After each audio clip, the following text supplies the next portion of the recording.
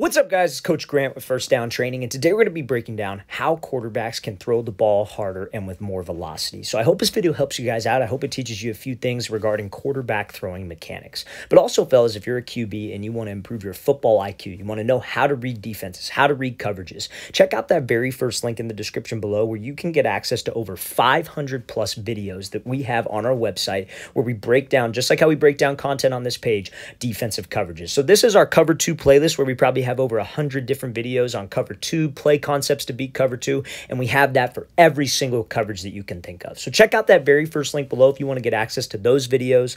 Let's get started with this breakdown. So now, first clip here we're looking at is from Joe Burrow. So the main thing I want to talk about is hip and shoulder dissociation and torque. So what does that exactly mean? You hear a lot of quarterbacks talk about that dissociation term. So essentially what that means is separating your shoulders from your hips, because this whole video is about throwing the ball harder, throwing it with more velocity, and that comes down to torque. Hip and shoulder dissociation is how you get torque. So when you come to a basic throw, right, break it down into three parts. You got the front stride, you got the hip rotation, and you got the shoulders load.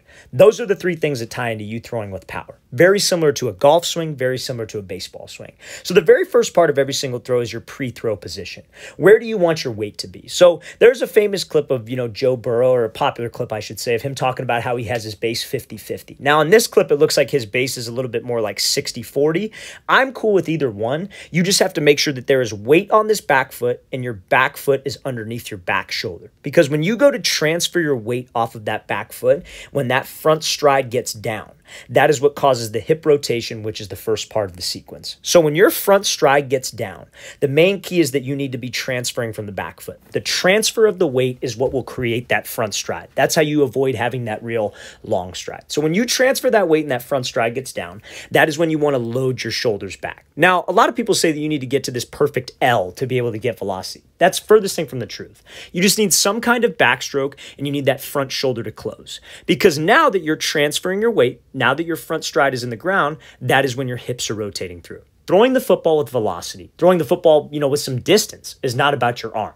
It is about your legs, it's about your hips, and it's about your core. So when you are shifting that weight from back leg to front leg, that will naturally get your front hip to rotate through. Now, in the very beginning, I talked about where your back foot should be placed. You want that back foot to be underneath your shoulder.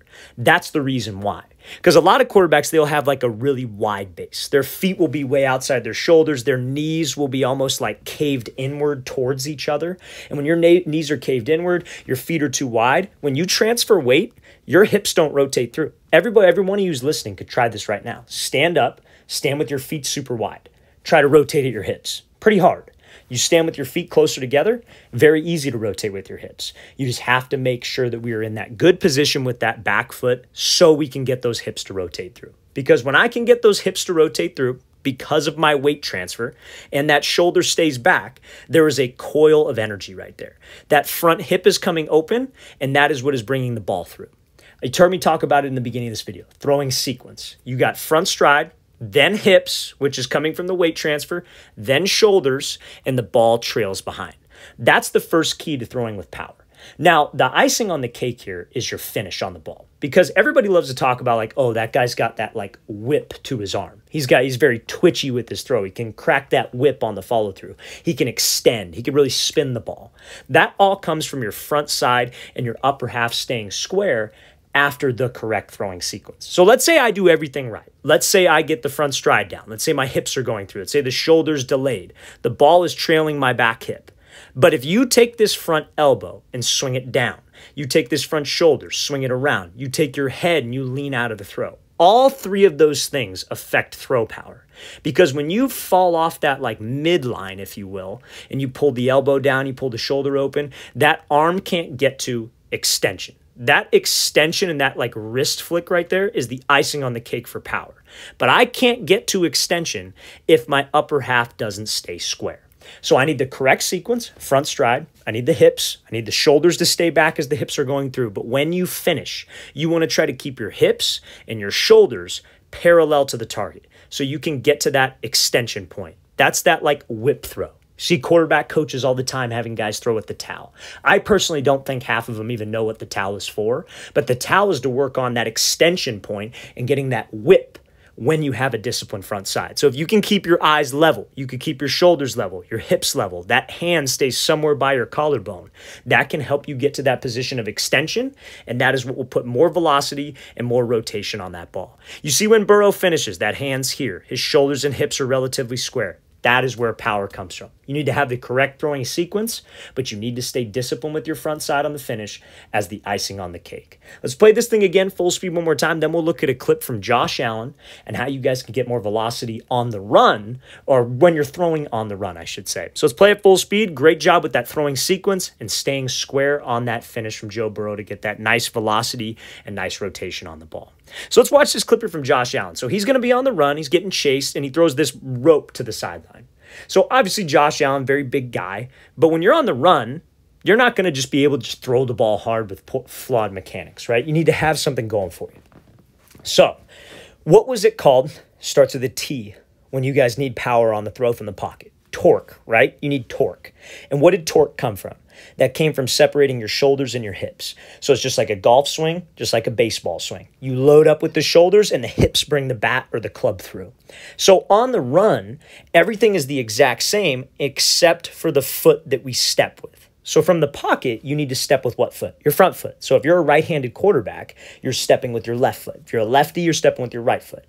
But on the run, if you are a righty, you need to step with your throwing side foot in the direction of the target. So when you step with your throwing side foot in the direction of the target, what do you think that does with your hips?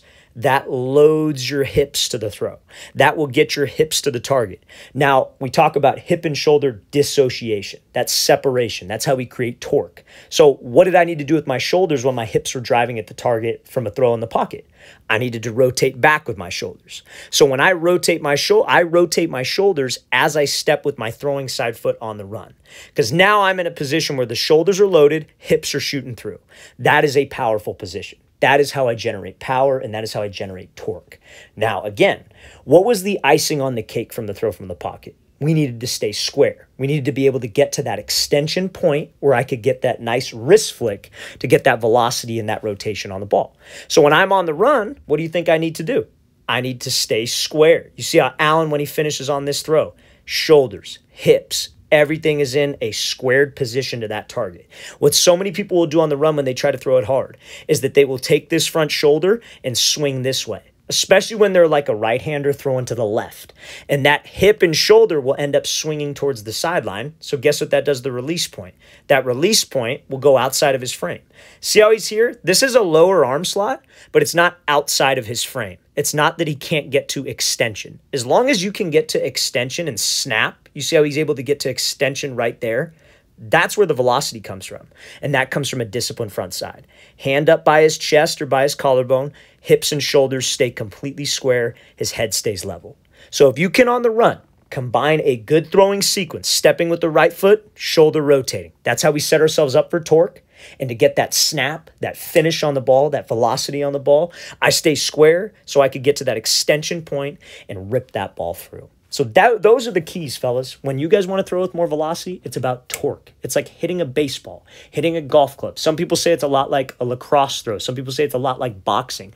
We're all rotational athletes. Throwing with throw power, throwing with velocity is just pretty much being a rotational athlete. Can you generate torque? And can we stay in a consistent position to where I can get to extension on any dang throw? Let's watch the thing again, full speed one more time. Great job by Allen getting out of the pocket and being able to make this very difficult throw and staying square to rip that ball with plenty of velocity.